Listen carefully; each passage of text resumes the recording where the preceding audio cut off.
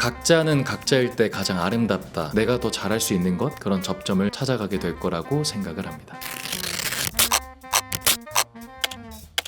매력이라고 하는 말을 떠올려보면 그 뜻을 헤아릴 수 있는 게 너무 많은데, 자신들만의 각자의 그 아름다움이 한없이 크게 펼쳐지는 것, 그런 것들이 매력이 아닐까 싶습니다. 그런데 우리가 살아가다 보면은 나답게 살아가는 방법을 잊게 되고 점점 똑같은 사람이 되어갈 때 그 씁쓸함이 꽤 크더라고요. 고등학교 때부터 일찍 알바를 했었어요. 생활비를 벌어야 되는 환경이었기 때문에 조금 일찍 일을 하게 됐습니다. 그러다가 3학년 말쯤이었을까요? 사회를 나가서 생활비를 계속 충당해야 되는 입장이니 학교를 다니면서 할 수 있는 알바 중에 괜찮아 보인다 싶었던 게 편의점 야간 알바였습니다. 그때 저는 일하는 게 너무 싫었어요. 일을 한다는 것 자체가 너무 힘들어서 도대체 어른들은 어떻게 저렇게 계속 야근하고 일하고 하지? 그런 생각이 들더라고요. 야간 알바를 해보신 분들은 아마 알 겁니다. 다음 근무자가 1분이라도 늦게 오잖아요. 너무 스트레스 받습니다. 왜 일하다 보면은 엄청 취하신 분이 딸랑딸랑 문 열면서 들어와가지고 뭐 그렇게 잘못한 건 없는데도 막 소리치면서 해코지하고 뭐라고 하고 그렇게 말씀하시는 분들도 있었고, 얼마나 퇴근하고 싶은지. 한 새벽 2시 막 3시 넘어가면 꾸벅꾸벅 졸잖아요. 근데 새벽에 아침 것들을 채워야 되다 보니까 물류가 오면은 그 혼자 다 정리하고, 어릴 때고 그러다 보니 그냥 억지로 일을 했던 것 같아요. 그러다가 퇴근할 때가 다 되었는데도 다음 근무자가 안 오는 거예요. 다음 근무자가 그때 점장님이셨거든요. 30분을 기다려도 안 옵니다. 1시간쯤에야 갑자기 전화가 오는 겁니다.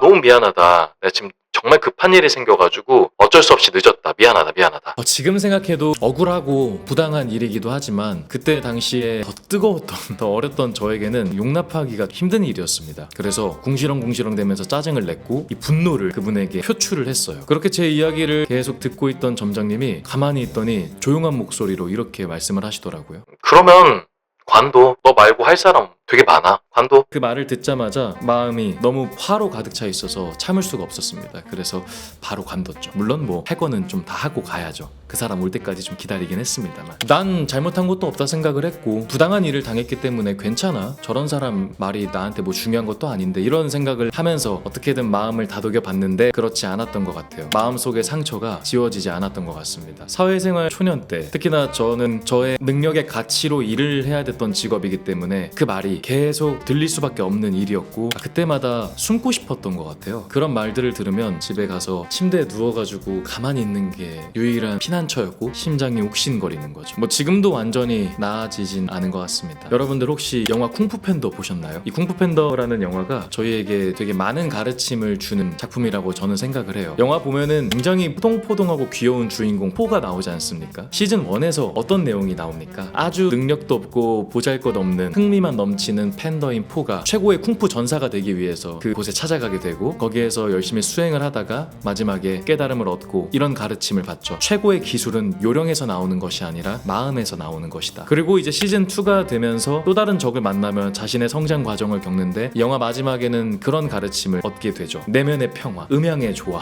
좋은 것과 나쁜 것을 같이 섞어서 융화시키고 수용하는 마음. 물론 포에게는 엄청 좋은 스승들이 많았죠. 그리고 동료도 많았고요, 응원해주는 사람도 많았고, 그래서 그에게 가장 적절한 방식의 수행을 알려주면서 성장시켜 나갔습니다. 그런데 그때까지는 쿵푸를 배우기 위해서 팬더라고 하는 자기 자신을 없애고 남이 닦아놓은 과정 그대로를 밟아나가지 않습니까? 그러다가 3편에 잊혀졌던 팬더 마을을 찾게 됩니다. 모두 죽은 줄만 알았는데, 팬더가 나만 있는 줄 알았는데 그곳에서는 자신과 너무 닮은 친구들이 많은 거예요. 근데 그곳에 가보니까 아주 무시무시한 적이 이곳을 곧 침입하는데, 그저 먹는 게 행복해가지고 계속 만두를 먹고 달리기 훈련을 해야 되는데 산에서 뒹굴거리기만 하는 체력도 안 좋은 팬더들이 너무 많은 거예요. 야, 큰일났다, 무시무시한 적을 어떻게 이기냐. 이제 포는 걱정이 되는 거죠. 너는 이렇게 하면 안 된다라고 하는데 한 팬더가 이런 말을 하지 않습니까? 그런데 팬더는 원래 이런 건데, 팬더는 원래 맛있게 먹고 뒹굴거리는 거야. 그때 포에게 아주 강렬한 깨달음이 스치게 됩니다. 팬더는 그렇구나.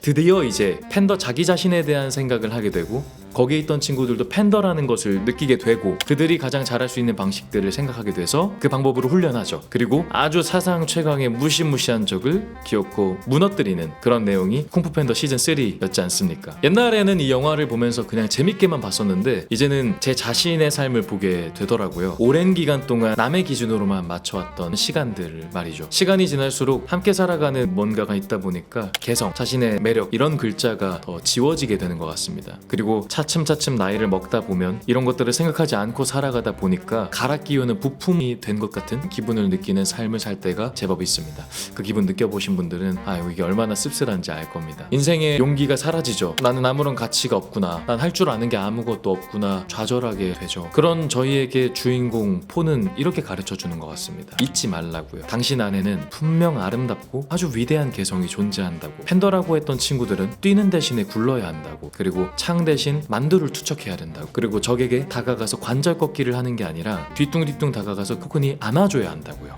숨이 막힐 정도로요. 그게 더 큰 힘을 갖고 있다고요. 그 대단한 잠재력이 안 보일 수 있습니다. 포의 말로 빌리자면 포동포동한 살에 그 두꺼운 털에 다른 사람들의 시선에 덮여서 도통 보이지 않을 때가 있겠죠. 하지만 분명한 건 그 속에 있다. 그 속에 우리가 갖고 있는 매력이 존재한다. 포는 우리에게 말해줍니다. 그래서 우리도 포처럼 한번 생각해보면 어떨까요? 천천히 나를 관찰하고 눈앞에 선명히 보이는 그런 사소한 것들을 바라보는 건 말이에요. 저도 그런 과정을 겪고 있습니다. 그러다 보면 하루하루가 지날 때마다 상처받았었던 마음도 헤아리게 되고 내가 더 잘할 수 있는 것, 그게 남과 공존할 수 있는 것, 그런 타협점, 그런 접점을 찾아가게 될 거라고 생각을 합니다. 우리에게 그런 시간들이 있으면 좋겠습니다.